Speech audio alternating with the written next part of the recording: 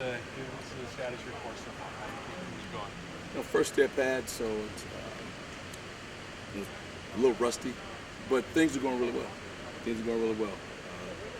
The D front's playing really well. I think overall, all positions there's some guys flashing, so that's exciting.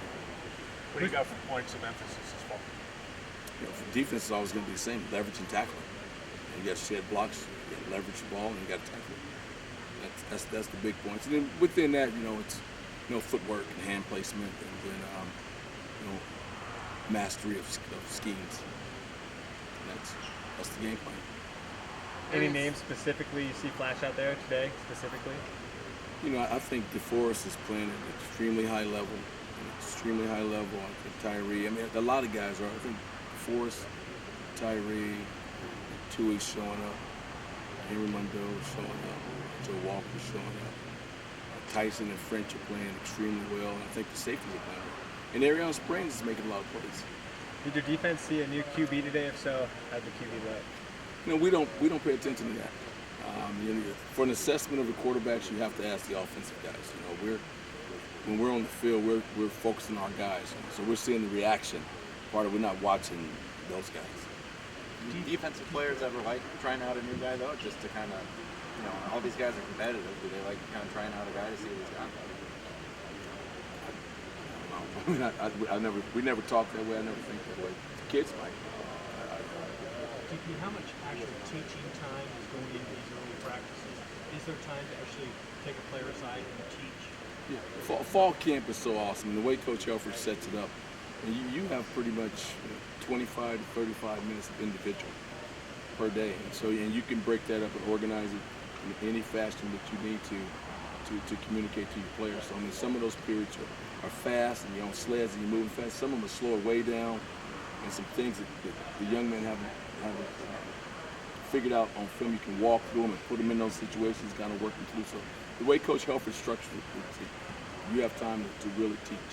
How important is that, though, especially in these early days, maybe going into week 2, having that time to actually teach?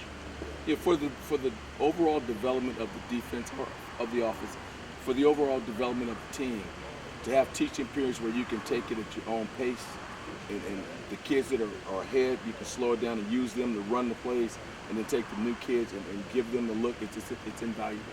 When does that change as fall camp moves into like the third and fourth week, or does it ever change? Coach Helfrich will get a pulse on how he feels the team is developing, and he'll make that call. But he's great in fall camp about giving you time, and he's great because he gives you all the tools, and just kind of lets you go and trust you to coach the kids. What is Springs doing differently this year that he wasn't doing last year? What I see Ariana doing, I see him more alert, more aware, and he's trusting his instincts. Last year, every now and then he'd flash. Through camp, you can see him see it, and he's going, and he's making more plays because of it. Last spring, you said Henry Mondi was maybe the most improved player defensively. Have you seen that carry over into the fall camp? Yeah, thus far Henry's production has not dropped off, and he goes nonstop. What makes him special is his motor, because he can go. He's on the punt team, he's on all his special teams, he's on all his defensive groups, and he doesn't slow down. It's amazing. He's one of those guys with that high motor.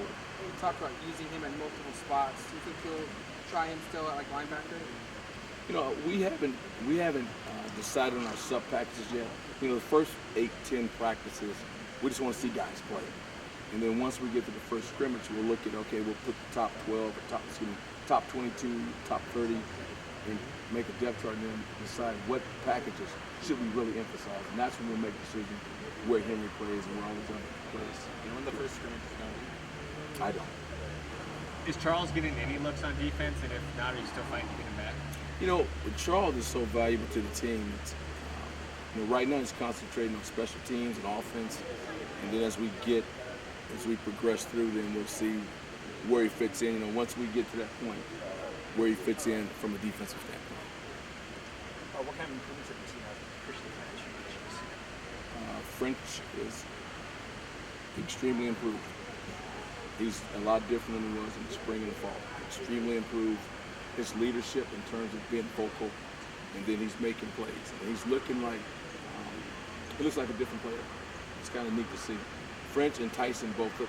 In fact, all those outside linebackers, French, Tyson, to Rodney, those guys are playing at a high level right now. Your defense just worries about itself, but has the Thomas Tyner stuff and the Vernon Adams stuff been a distraction at all for the defense? Haven't thought twice about it. And we're worried about gap control, and we're worried about blitzing gaps and making sure that we're tackling. That's our concern.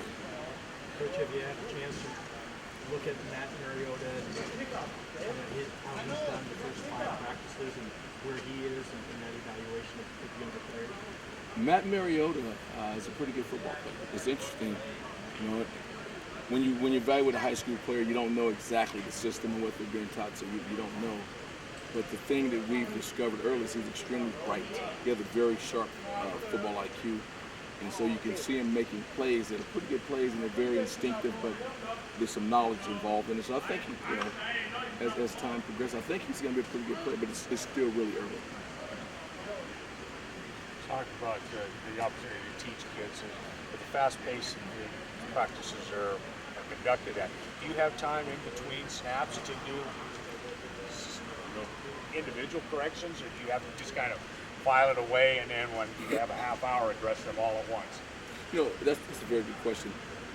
The way practice works is we rotate groups. So if I need to catch Rodney, when Rodney's out, I can run over and grab Rodney. But what our practice forces you to do, there's not a lot of time to make a lot of comments. You have to pinpoint Rodney when you see this, do this, and then you have to get back to watching these guys. So it's a challenge just to find those spots in at times, I would guess. Well, no, there's spots there. What it is it's the challenge is, do I continue watching the group on the field, or do I run over and correct the group that just came off the field? And it's just balancing that. It's fine because we have every play on film. There's some things you want to correct as the day unfolds, and those are the ones that you try to address immediately.